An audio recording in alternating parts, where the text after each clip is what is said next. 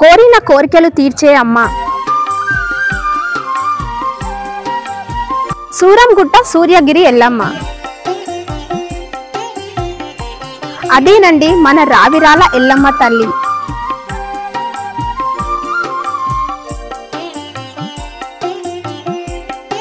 ఈరోజు మనం సూర్యగిరి ఎల్లమ్మ గురించి తెలుసుకుందాం. రంగారెడ్డి జిల్లా మహేశ్వరం నియోజకవర్గం తుక్కుగూడ మున్సిపాలిటీ పరిధిలోని రావిర్యాల గ్రామ శివార్లో వెలిసింది ఈ సూర్యగిరి ఎల్లమ్మ.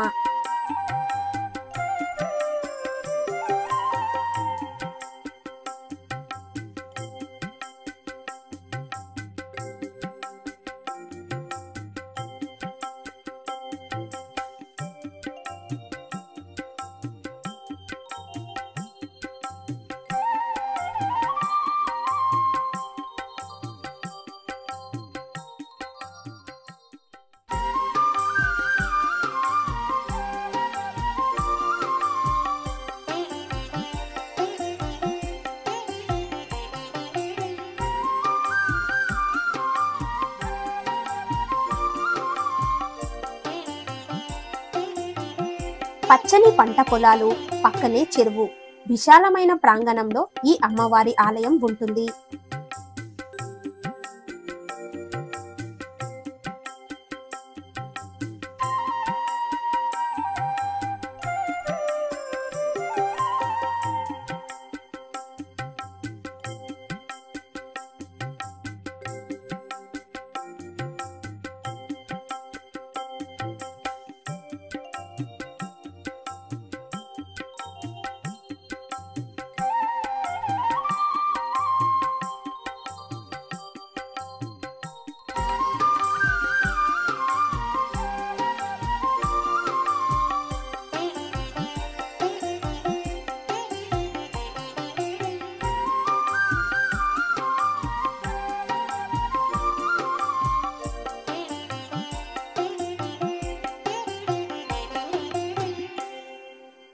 ఇక్కడ ప్రతిరోజు అమ్మవారికి పూజలు నిర్వహిస్తారు. అయితే మంగళవారం మాత్రం ఈ అమ్మవారికి దర్శనార్థం భక్తులు పోటెత్తుతారు.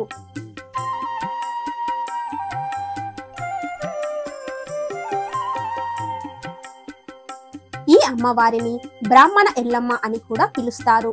ఇక్కడ అమ్మవారికి జంతు బలులు చేయరు, కేవలం శాకాహారం మాత్రమే చేస్తారు. ఇక బోనాల జాతరలో అమ్మవారికి భక్తులు అధిక సంఖ్యలో భక్తి శ్రద్ధలతో బోనాలు సమర్పించడం ఇక్కడ విశేషంగా చెప్పుకోవచ్చు.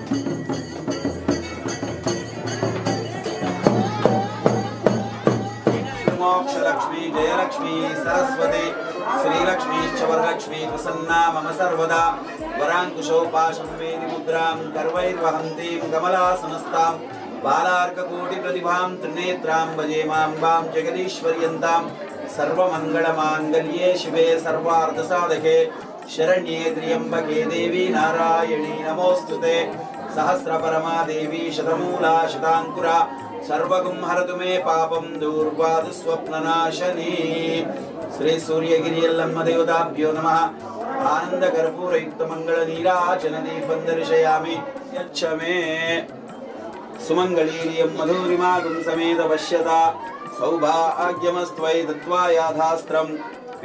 భక్తితో కొలిచే వారి కష్టాలను తీర్చే ఈ అమ్మవారు ఇక్కడ ఎలా వెలిసారు, ఎప్పుడు వెలిసారో తెలుసుకుందాం. మన తెలంగాణలో ఉన్నటువంటి రంగారెడ్డి జిల్లా మహేశ్వరం మండలం రావిరాల గ్రామంలో వెలిసినటువంటి శ్రీ సూర్యగిరి ఎల్లమ్మ దేవస్థానంలో కూడా ఉన్నాం మనం ఇప్పుడు. ఈ అమ్మవారు ఏంటంటే ముఖ్యంగా మనకి ఎక్కడైనా గ్రామ దేవతలు ఉంటారు.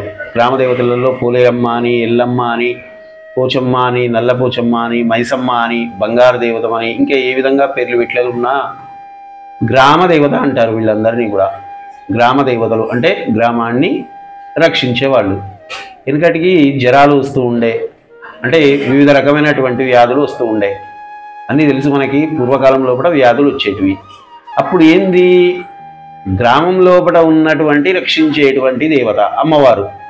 ఆమె ప్రకృతి రూపం లోపల వెలిసినటువంటి అమ్మవారు. ప్రతి గ్రామానికి కూడా ఆమె వెళ్ళి ఆ యొక్క గ్రామాన్ని, ఆ యొక్క ఆలయాన్ని ప్రతిష్ఠించిన తర్వాత ఆ గ్రామాన్ని సంరక్షించేవారు.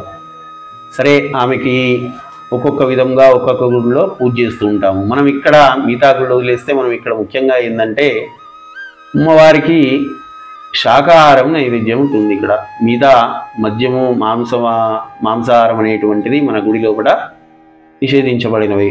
ఇప్పుడే కాదు, మొదటి నుంచి కూడా బ్రాహ్మణ ఎల్లమ్మ అని చెప్పి ఈమెను పిలుచుకుంటాం మనం. విశేషం ఏంటంటే అమ్మవారి యొక్క ప్రాముఖ్యత, మొదలుగా స్వయంభూ వెలిసింది అమ్మవారు ఇక్కడ. ఆ తర్వాత వచ్చేసి మనకి అమ్మవారి విగ్రహ ప్రతిష్టాపన జరిగింది. నేను కూడా గత 12 సంవత్సరాల నుంచి చేయబట్టి చూస్తున్నాను. అమ్మవారు కోరిన కోరికలు తీర్చేటువంటి ఆ యొక్క అమ్మవారు, కోరిన వారికి సంతానం, కోరిన వారికి వివాహం, కోరిన వారికి భూ వివాదాలు, ఆ తర్వాత కోరిన వారికి ఏ విధమైనటువంటి సమస్యలు ఉన్నా కూడా మన అమ్మవారి దగ్గరికి వస్తే ఖచ్చితంగా ఈ యొక్క కోరిన కోరికలు నెరవేరుతాయనేటువంటి ఒక మనసులో కూడా ఏమంటాము, అమ్మ అని చెప్పనంటేనే ఆ యొక్క తల్లి కరుణిస్తూ ఉంటుంది. తల్లి ప్రతి ఒక్కరికి తల్లియే, కొడుకులకైనా బిడ్డలకైనా తల్లి తల్లియే. కాబట్టి ఆమె ఈ యొక్క కోరిన కోరికలు తీరుస్తూ ప్రతి మంగళవారం కూడా ఇక్కడ విశేషంగా భక్తులు వస్తూ ఉంటారు. ఇక్కడెక్కడి నుంచో, ఇక్కడి నుంచేనే కాదు, మన రాష్ట్రంలో కేరళ వాళ్ళు వస్తూ ఉన్నారు, తమిళనాడు వాళ్ళు వస్తూ ఉన్నారు, మిగతా మహారాష్ట్ర వాళ్ళు వస్తూ ఉన్నారు, బీహార్ నుంచి కూడా, ఇక్కడ నుంచి ఇక్కడ పక్క చుట్టుపక్కల ఉన్న వాళ్ళు కూడా మన గుడికి వస్తూ ఉంటారు. ఆ తర్వాత ఉదయం అభిషేకం ఉంటుంది. ఆ తర్వాత వచ్చేసి అమ్మవారికి అర్చనలు ఉంటాయి, నివేదనలు ఉంటాయి. ఆ తర్వాత హారతి ఉంటుంది. ఆ తర్వాత భక్తులకు దర్శనం ఇస్తూ ఉంటుంది ప్రతి మంగళవారము. మిగతా రోజులు కూడా ఇదే విధంగా వేదన జరిగిన తర్వాత అమ్మవారికి అమ్మవారు దర్శనం ఇస్తూ ఉంటారు. తర్వాత ముఖ్యంగా వచ్చేటువంటి ఈ యొక్క అమ్మవారి విశేషమైనటువంటి పూజా కార్యక్రమంలో భాగంగా, ఉత్సవంలో భాగంగా ప్రతి రాఖీ పౌర్ణమి, అంటే రాఖీ పౌర్ణమి వెళ్ళిన తర్వాత వచ్చేటువంటి మంగళవారం, అంటే ఈరోజు పౌర్ణమి అయితే వచ్చే మంగళవారం, ఈరోజు పౌర్ణమి అయితే రేపు మంగళవారం ఉంటే అదే విధంగా రేపే నిర్వహిస్తారు. అంటే రాఖీ పౌర్ణమి అప్పుడు వెళ్ళినటువంటి మంగళవారం రోజున అమ్మవారికి బోనాలు ఉత్సవం నిర్వహిస్తారు. ఆ రోజు ముఖ్యంగా విశేషంగా ఉదయం 2:30-3 గంటలకే అభిషేకం నిర్వహించబడుతుంది. ఆ తర్వాత వచ్చేసి అమ్మవారికి ఉత్సవం నిర్వహిస్తారు. ఏ విధంగా తర్వాత భక్తులకు దర్శనమిస్తారు. ఉదయం అభిషేకం కాగానే నివేదనలు ఉంటాయి, మంత్రపుష్పము, ఆ తర్వాత అమ్మవారికి కళ్యాణము, ఊరేగింపు. మొదటి రోజు ఘటం ఊరేగింపు ఉంటుంది రావిరాల్లో కూడా. తర్వాత ఇక్కడ బోనాలు ప్రారంభమవుతాయి.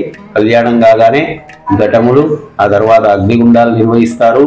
కళ్యాణం తర్వాత అమ్మవారికి బోనాలు నివేదిస్తారు. ఆ తర్వాత బోనాల రూపంలో కూడా మనకి స్వామి తరపున అమ్మవారికి మొదలుగా ఈ యొక్క చైర్మన్ గారు, ఆలయ ట్రస్టీ చైర్మన్ గారు ఉన్నారు, రెడ్డిగల రత్నం గారు, వారి తరపున బోనం ఎక్కించిన తర్వాత అమ్మవారి కళ్యాణం నిర్వహిస్తారు. తర్వాత బియ్యములు మరియు అమ్మవారికి సమర్పించేటువంటి భక్తులు సమర్పించేటువంటి కానుకలు వాళ్ళు సమర్పిస్తూ ఉంటారు. తర్వాత మధ్యాహ్నము బాగా ఎక్కువగా క్రౌడ్ ఉంటుందంటే భక్తులు ఎక్కువగా ఉంటారు. ఆ తర్వాత మనకి 7 గంటల వరకు ఖచ్చితంగా బోనాలు వస్తూనే ఉంటాయి.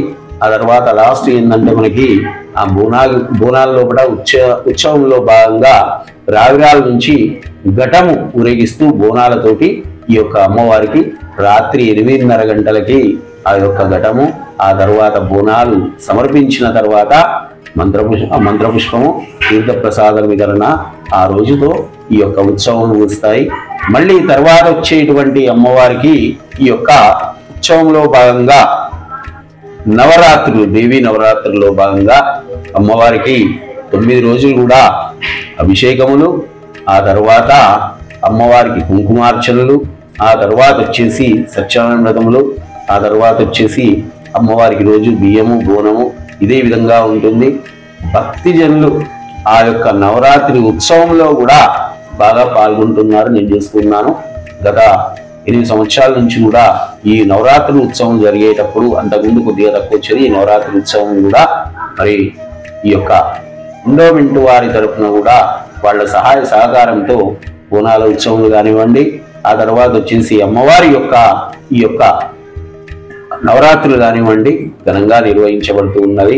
ఈ ఆలయం ముందు భాగాన పుట్ట మరియు జంట నాగుల మూర్తులు మనకు దర్శనమిస్తారు.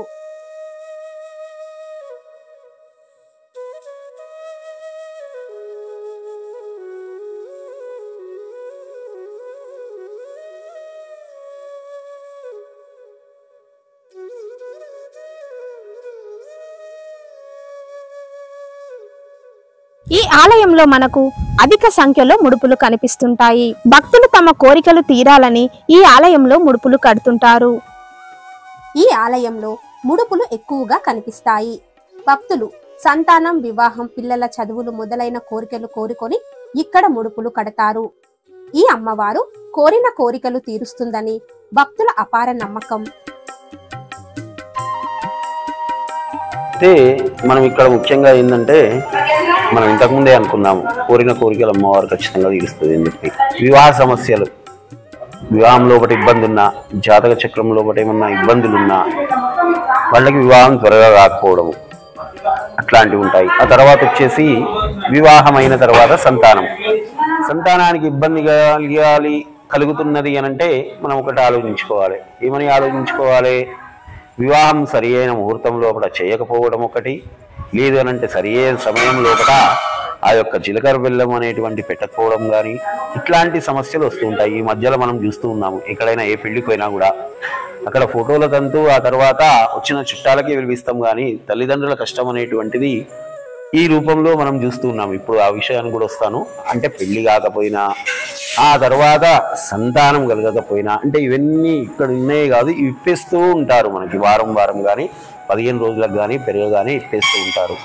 ఏం చేస్తారు? ముడుపు కడతారు. ముడుపులో ఒకటి ఏముంటుంది? ఒక జాకెట్ బట్ట, ఆ తర్వాత వచ్చి అమ్మవారికి టెంకాయ, నారికేళం బూరిదియేటువంటి టెంకాయ, ఆ తర్వాత వచ్చేసి మనకి 5 నిమ్మకాయలు, కొన్ని నవధాన్యాలు, ఆ తర్వాత పంచలోహాలు అంటే పంచలోహాలు పెట్టవచ్చు, పసుపు కుంకుమ, 5 తమలపాకులు, 5 వక్కలు, ఖర్జూరాలు 5, ఆ విధంగా పసుపు కొమ్ములతోటి అమ్మవారికి ఇక్కడ ముడుపులు కడతారు. మొదటి వారం మంగళవారం రోజే విశేషమైనటువంటిది, మంగళవారం రోజే కట్టాలి.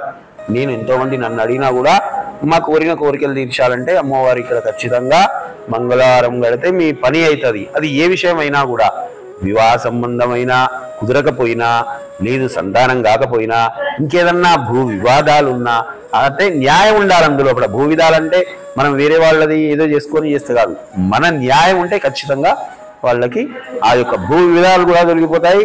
అమ్మవారికి ఇంకొకటి, పిల్లలు నాకు తెలిసినటువంటి 500-600 మంది ఈ 2 నెలల లోపల ఈ రోజు వరకు ఒక 500-600 మంది వీసాల కోసం ఇబ్బంది పడి తర్వాత ఇక్కడ వచ్చిన తర్వాత ముడుపు కట్టిన అమ్మవారికి తిరిగిన వారికి కార్యక్రమం సాధ్యమైంది. ఆ కార్యక్రమం, ఆ విద్యా ప్రాప్తిరస్తు లేకపోతే ఉద్యోగ ప్రాప్తిరస్తు అని చెప్పి ఏదైతే అమ్మవారికి దండం పెట్టుకుంటారో, ఆ తర్వాత వాళ్ళు ఇక్కడ నుంచి వచ్చిన తర్వాత అమ్మవారికి ఒక 2 వారాలు 3 వారాలు లోపట్నే కూడా వీసాలు వచ్చినాయి. చాలా మంది నాకు గెలిచిన వాళ్ళే ఒక 500-600 మంది యుఎస్లో కానీ ఆస్ట్రేలియా కానీ ఇట్లా భక్తులు మనకి కోరిన కోరికలు నెరవేర్చుకుంటున్నారు. ముడుపులు కట్టేది ప్రాముఖ్యత ఇక్కడ ఈ విధంగా ఉంటుంది. కట్టిన తర్వాత ఒక 5 వారాలు అమ్మవారికి ప్రదక్షిణాలు చేసిన తర్వాత ఆ యొక్క ముడుపు అనేది మనం తీసేస్తాము. వాళ్ళు వచ్చి కోరిన కోరికలు నెరవేరినాయి అంటే, ఇప్పుడు యుఎస్ పోయిన వాళ్ళు రాలేరు, వచ్చినప్పుడు దండం పెట్టుకుని అమ్మ నేను బాగానే ఉన్నాను, నాకు చదువు ఉద్యోగం ఉంది, మంచిగా ఉన్నాను అని చెప్పి దండం పెట్టుకొని ప్రదక్షిణాలు చేసినా కూడా మన కోరిన కోరికలు తీర్చింది. మరి చెల్లించాలి కదా, అమ్మవారికి దండం పెట్టాలిగా. ఆ విధంగా దండం పెట్టుకుంటే సరిపోతుంది. సంతానమైన తర్వాత కానీ వివాహమైన తర్వాత కానీ ఇక్కడ ముడుపు కట్టిన వాళ్ళు కూడా ఆ విధంగా ప్రదక్షిణాలు చేసి, కొందరు అమ్మవారికి ముడుపుల రూపంలో ఆ యొక్క బియ్యము పోస్తూ ఉంటారు, సత్యనారాయణ వ్రతాలు చేస్తూ ఉంటారు. ఆ విధంగా కోరిన కోరికలు తీరుస్తూ అమ్మవారు కొంగు బంగారంగా ఈ యొక్క రావిరాల గ్రామం లోపల సూర్యగిరి ఎల్లమ్మ కోరిన కోరికలు తీరుస్తున్నది అని చెప్పి మనం చెప్పుకోవచ్చు. ప్రధాన ఆలయం కుడివైపున శ్రీ లక్ష్మీ నరసింహస్వామి శివాలయము మరియు పంచముఖ ఆంజనేయ స్వామి మనకు దర్శనమిస్తారు.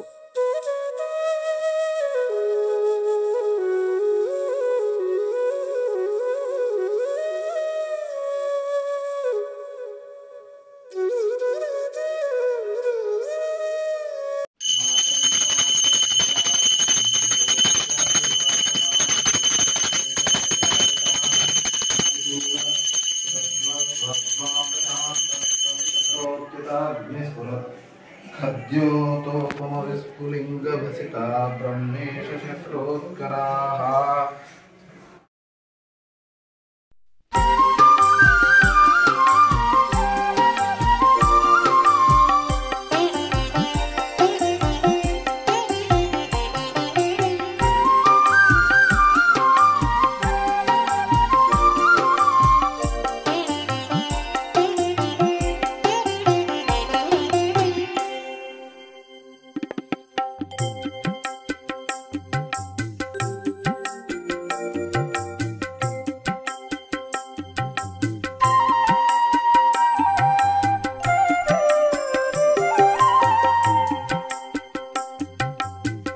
కేదారేశ్వర స్వామి నోములు నోచుకోవాలనుకునే భక్తులు ఈ ఆలయంలో నోములు నోచుకోవచ్చు. ప్రతి కార్తీక మాసం లోపల అమ్మవారికి కేదారేశ్వర స్వామి యొక్క నోములు అని అంటాం మనం. కేదారేశ్వర స్వామి యొక్క నోములు అని చెప్పని అంటాం. ప్రతి కార్తీక మాసంలో శివుడు పార్వతి, కార్తీక మాసం లోపల కేదారేశ్వర స్వామి శివుడు పార్వతికి చెప్పినటువంటి ఆ యొక్క అర్ధ భాగం పొందినటువంటి నోము అనేటువంటిది ముఖ్య ప్రాముఖ్యత ఇక్కడ.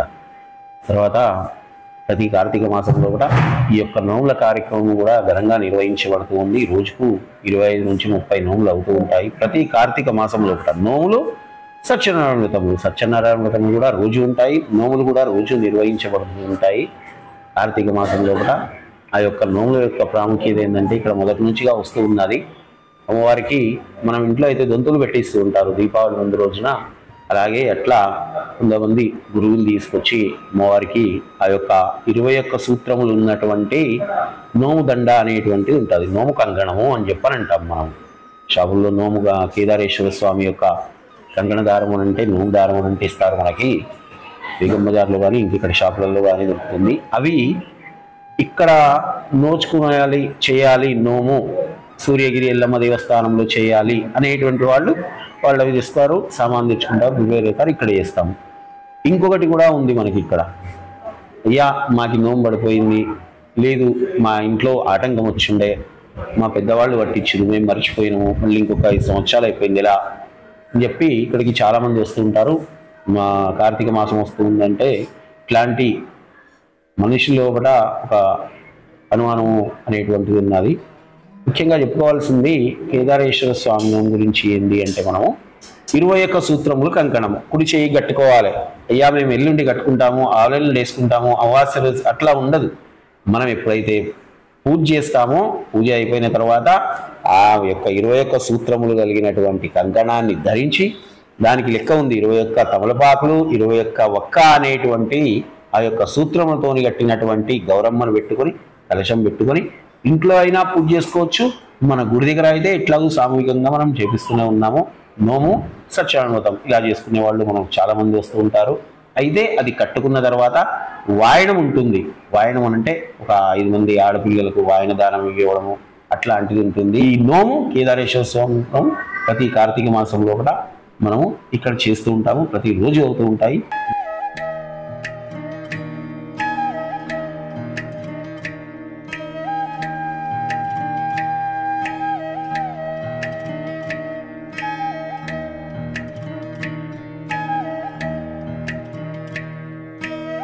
సూర్యగిరి ఎల్లమ్మ ఆలయ విశిష్టత మనం తెలుసుకున్నాం. మరో ఆలయంతో మళ్ళీ మీ ముందుంటాం. నమస్తే.